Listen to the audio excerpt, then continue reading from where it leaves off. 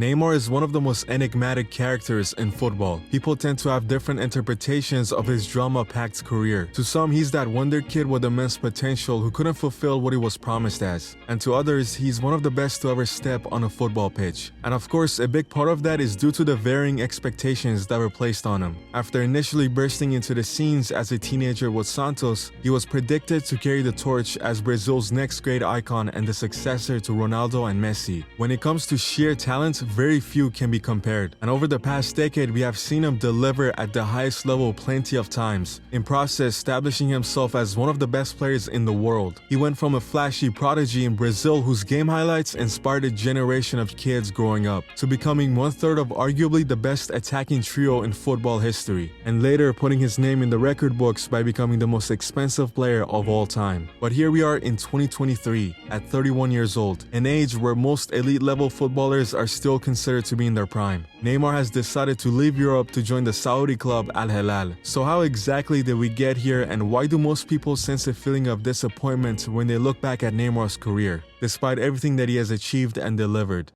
One of the most interesting, one of the most intriguing aspects of this transfer season is the question of Neymar. One of the top 5 players on the planet, whose gargantuan skill and technique is truly world class. He wears that heavy number 10 Dior shirt for Brazil. And at Barcelona, he's only eclipsed by the greatest club player the world has ever or will ever see in Messi. Teasing the defenders. It gives his team an advantage actually, causing opponents to lose focus amid the red mist of anger, losing concentration, drawing yellow cards, thereby unbalancing a team's defense and focus. Wherever he plays, no matter who his opponents are, and he's never been happier in his football than when he was with the great Blaugrana of Barcelona. But he felt as if he wanted to step out of the massive shadow of the greatest football player on God's earth, Lionel Messi. Well, it didn't work out quite as well as what he imagined.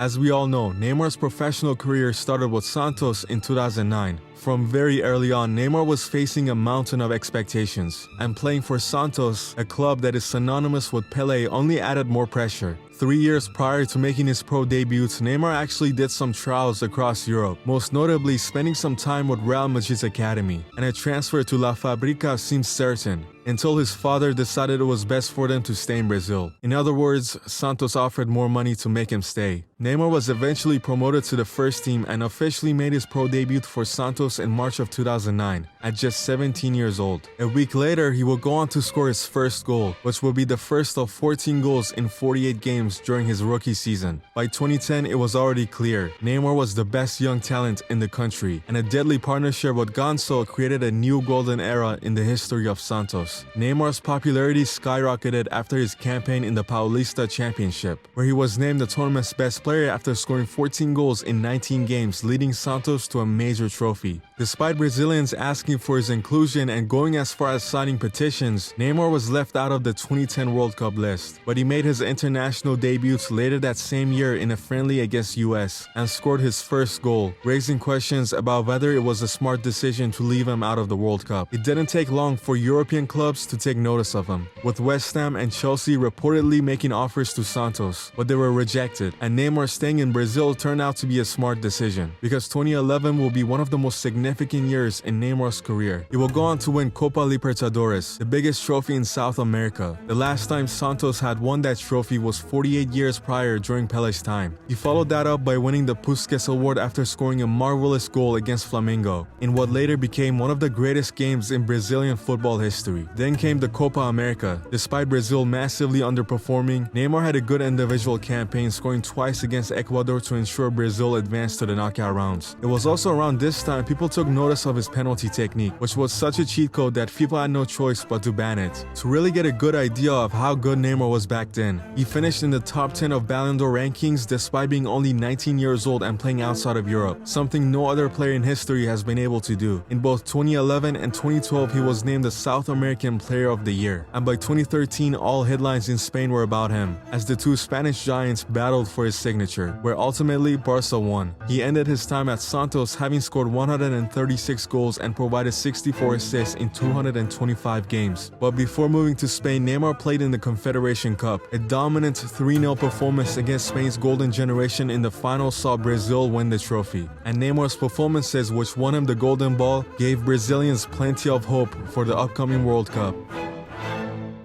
On June 3, 2013, Neymar was officially presented in front of 56,000 Barca fans in Camp Nou. His first goal came a few weeks later against Atletico Madrid in the Spanish Super Cup, and it turned out to be an important goal because it won Barcelona the trophy thanks to the away goals rule. His El Clasico debut couldn't have gone any better. He scored the opener and assisted the dagger. Although the Super Cup was the only trophy he won that season, there were plenty of positive signs. An exciting partnership with Messi was forming. He took Neymar under his wings and helped him maintain his style and identity after his transition from South American to European football. In the summer of 2014, it was time for the anticipated homecoming. Brazil's hope of reclaiming the World Cup trophy rested on the shoulders of their new star, Neymar, and things initially looked promising as Brazil beat Croatia in their opener and finished first in their group. In the round of 16, luck was on their side as they beat Chile on penalties, but everything would change in the quarterfinals game against Colombia. Thiago Silva got a yellow card which got him suspended for the next game, and Neymar suffered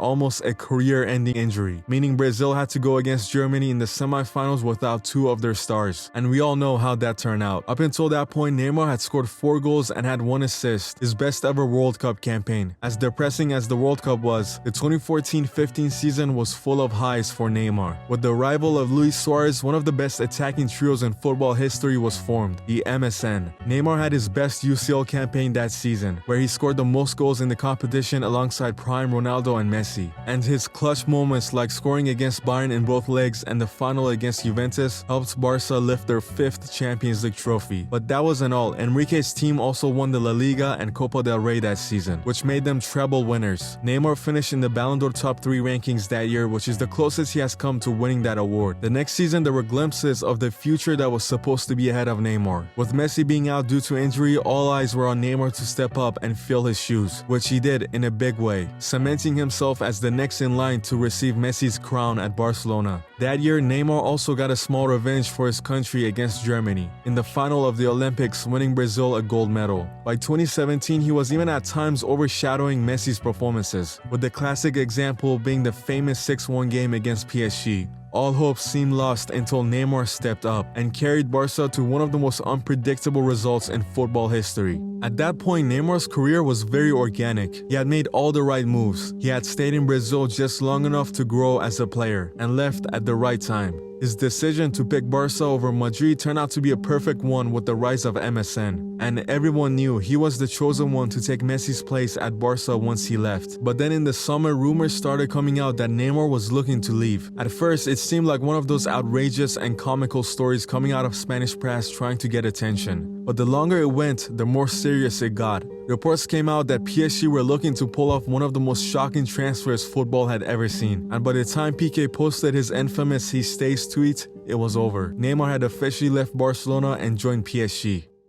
In hindsight, we can say joining PSG wasn't the right move for Neymar's legacy, but maybe leaving Barca at that time wasn't the worst idea, at least not as bad as we think of it today. Fast forward more than 6 years, and the one who Neymar was supposed to replace is on his way to win his 8th Ballon d'Or at 36 years of age. Messi is still the most talked about player on the planet, and logically you would assume there was a good chance Neymar would have continued playing the role of Robin, in the shadows of the greatest football player to ever live. If there was ever any way he could have stepped out of Messi's shadow, it was by proving himself away as the main protagonist. But the place he chose to continue his story was by nature setting him up for failure. Players don't go to PSG for legacy reasons, they go for the money. It's why the club is always dealing with internal conflicts, and there is a power struggle between players, managers, and the board. Leaving Messi's side was supposed to increase the spotlight on Neymar, but he quickly found out it only made it smaller, and if it was up to him, he would have returned to Barca. Throughout his whole stay at the club, Neymar's only saving grace to justify his move to PSG was winning the most desired trophy in club football, the Champions League, and he came to touching distance of it in 2020. It's most likely that his time in PSG will be remembered for his struggles with injuries and lack of success in the Champions League, rather than his impressive numbers, which are 118 goals and 70 assists in 173 games. An almost identical theme is visible when looking at his international career. He is Brazil's all-time leading goal scorer, yet seems galaxies away from those those who came before him. The 2021 Copa America and the 2022 World Cup were meant to be his crowning moments, but his team fell short both times. And now at 31 years old in a league far away from Europe, it seems this is how Neymar's career will end, with his last opportunity being the upcoming Copa America and the 2026 World Cup, if he still has gas left in the tank by then.